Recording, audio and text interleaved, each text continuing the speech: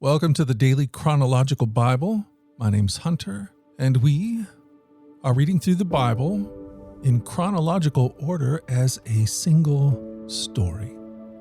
And that story is all about Jesus. It is a revelation of Him, and He has revealed to us the heart of the Father. Today, October the 9th, we are reading portions of Luke's Gospel, chapter 9, Mark chapter 6, John chapter 6, and Matthew chapter 14. We're reading from the New Living Translation. This is the word of the Lord. Luke 9, starting in verse 7.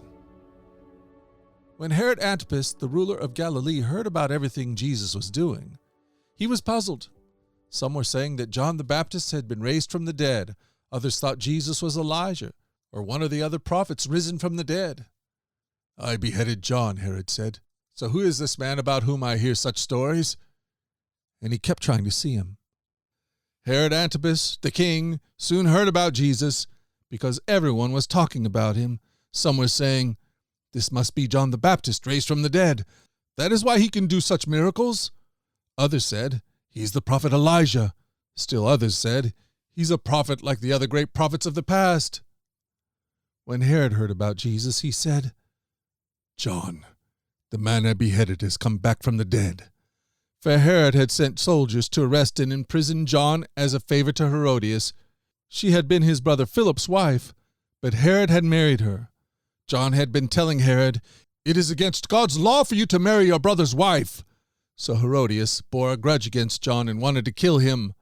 But without Herod's approval, she was powerless. For Herod respected John, and knowing that he was a good and holy man, he protected him. Herod was greatly disturbed whenever he talked with John, but even so, he liked to listen to him. Herodias' chance finally came on Herod's birthday. He gave a party for his high government officials, army officers, and the leading citizens of Galilee, when his daughter, also named Herodias, came in and performed a dance that greatly pleased Herod and his guests. "Ask me for anything you like," the king said to the girl, "and I will give it to you." He even vowed, "I will give you whatever you ask for, up to half my kingdom." She went out and asked her mother, "What should I ask for?" Her mother told her, "Ask for the head of John the Baptist." So the girl hurried back to the king and told him, "I want the head of John the Baptist right now on a tray." Then the king deeply regretted what he had said. But because of the vows he had made in front of his guests, he couldn't refuse her. So he immediately sent an executioner to the prison to cut off John's head and bring it to him. The soldier beheaded John in the prison, brought his head on a tray, and gave it to the girl, who took it to her mother. When John's disciples heard what had happened, they came to get his body and buried it in a tomb. Matthew 14. When Herod Antipas, the ruler of Galilee, heard about Jesus, he said to his advisers, "This must be John the Baptist raised from the dead. That is why he can do such miracles." For Herod had arrested and imprisoned John as a favor to his wife Herodias, the former wife of Herod's brother Philip. John had been telling Herod, "It is against God's law for you to marry her."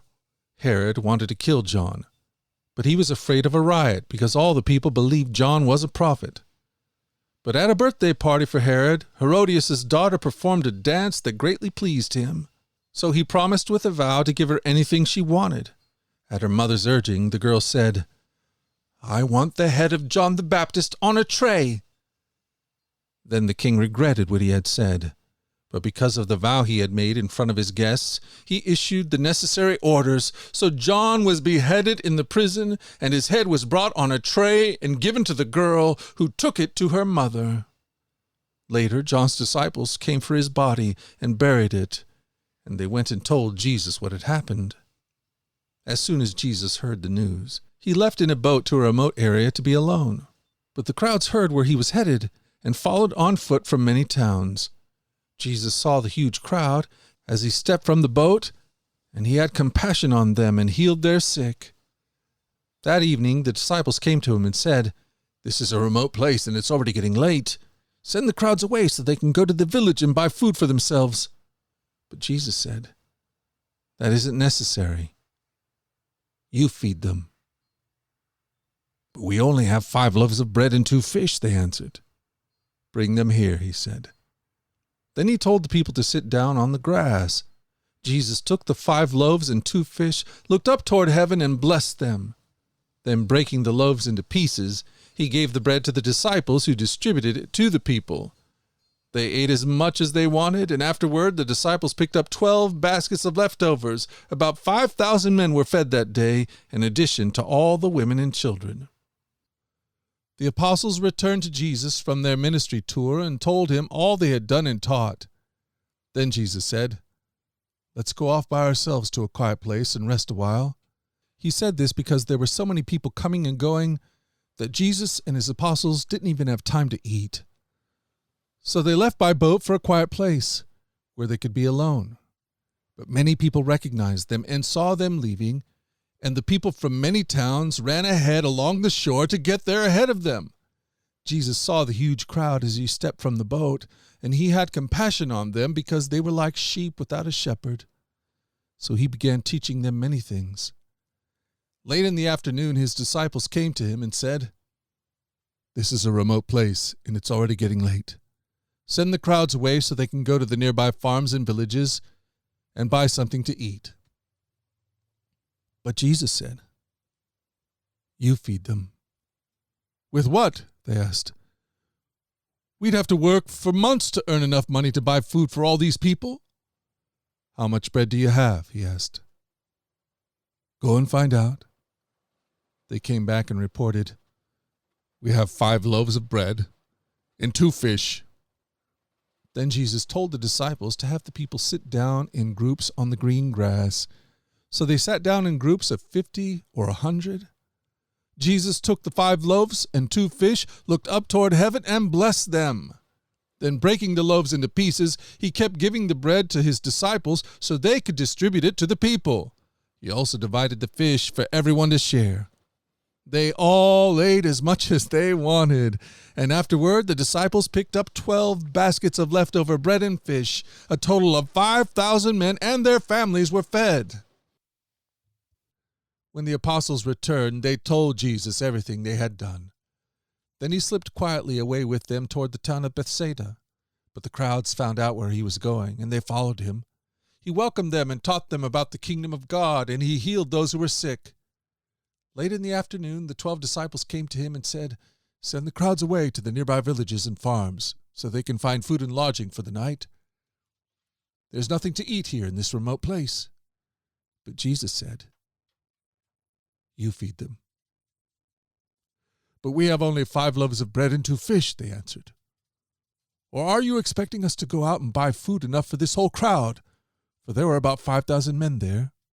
Jesus replied, "Tell them to sit down in groups of about 50 each." So the people all sat down. Jesus took the 5 loaves and 2 fish, looked up toward heaven, and blessed them. Then, breaking the loaves into pieces, he kept giving the bread and fish to the disciples so they could distribute it to the people. They all ate as much as they wanted, and afterward the disciples picked up 12 baskets of leftovers. John 6.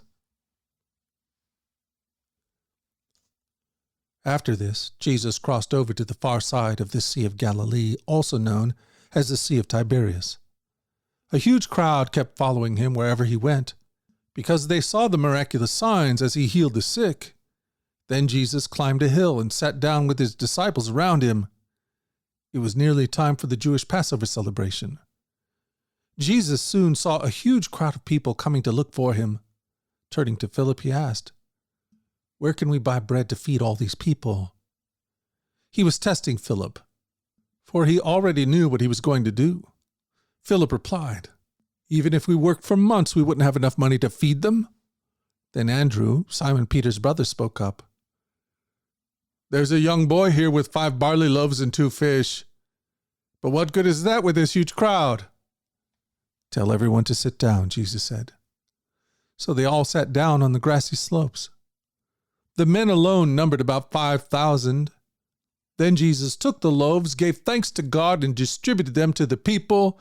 Afterward, he did the same with the fish, and they all ate as much as they wanted. After everyone was full, Jesus told his disciples to gather the leftovers so that nothing was wasted. So they picked up the pieces and filled 12 baskets with scraps left by the people who had eaten from the 5 barley loaves. When the people saw him do this miraculous sign, they exclaimed, "Surely he is the prophet we've been expecting." When Jesus saw that they were ready to force him to be their king, he slipped away into the hills by himself. Immediately after this, Jesus insisted that his disciples get back into the boat and head across the lake to Bethsaida while he sent the people home. After telling everyone goodbye, he went up into the hills by himself to pray. Late that night, the disciples were in their boat in the middle of the lake, and Jesus was alone on land. He saw that they were in serious trouble, rowing hard and struggling against the wind and waves. About 3 o'clock in the morning, Jesus came toward them, walking on the water. He intended to go past them, but when they saw him walking on the water, they cried out in terror, thinking he was a ghost. They were all terrified when they saw him, but Jesus spoke to them at once. "Don't be afraid," he said. "Take courage. I am here." Then he climbed into the boat, and the wind stopped. They were totally amazed, for they still didn't understand the significance of the miracle of the loaves. Their hearts were too hard to take it in. After they had crossed the lake, they landed at Gennesaret. They brought the boat to shore and climbed out. The people recognized Jesus at once, and they ran throughout the whole area, carrying sick people on mats to wherever they heard he was. Wherever he went, in villages, cities, or the countryside, they brought the sick out to the marketplaces. They begged him to let the sick touch at least the fringe of his robe, and all who touched him were healed. Immediately after this, Jesus insisted that his disciples get back into the boat and cross to the other side of the lake, while he sent the people home. After sending them home, he went up into the hills by himself to pray. Night fell while he was there alone. Meanwhile, the disciples were in trouble far away from land, for a strong wind had risen, and they were fighting heavy waves. About 3 o'clock in the morning, Jesus came toward them, walking on the water. When the disciples saw him walking on the water, they were terrified. In their fear, they cried out, "It's a ghost!" But Jesus spoke to them at once. "Don't be afraid," he said. "Take courage, I'm here." Then Peter called out to him, "Lord, if it's really you, tell me to come to you, walking on the water." "Yes, come," Jesus said. So Peter went over the side of the boat and walked on the water towards Jesus. But when he saw the strong wind and waves, he was terrified and began to sink. "Save me, Lord," he shouted. Jesus immediately reached out and grabbed him. "You have so little faith," Jesus said. "Why did you doubt me?" When they climbed back into the boat, the wind stopped. Then the disciples worshipped him. "You really are the Son of God," they exclaimed. That evening, Jesus' disciples went down to the shore to wait for him. But as darkness fell and Jesus still hadn't come back, they got into a boat and headed across the lake toward Capernaum. Soon a gale swept down upon them, and the sea grew very rough. They had rowed 3 or 4 miles when suddenly they saw Jesus walking on the water toward the boat. They were terrified, but he called out to them, "Don't be afraid, I'm here." Then they were eager to let him in the boat, and immediately they arrived at their destination. After they had crossed the lake, they landed at Gennesaret. They brought the boat to shore and climbed out. The people recognized Jesus at once, and they ran throughout the whole area, carrying sick people on mats to wherever they heard he was. Wherever he went, in villages, cities, or the countryside, they brought the sick out to the marketplaces. They begged him to let the sick touch at least the fringe of his robe, and all who touched him were healed. After they had crossed the lake, they landed at Gennesaret. When the people recognized Jesus, the news of his arrival spread quickly throughout the whole area, and soon people were bringing all their sick to be healed. They begged him to let the sick touch at least the fringe of his robe, and all who touched him were healed.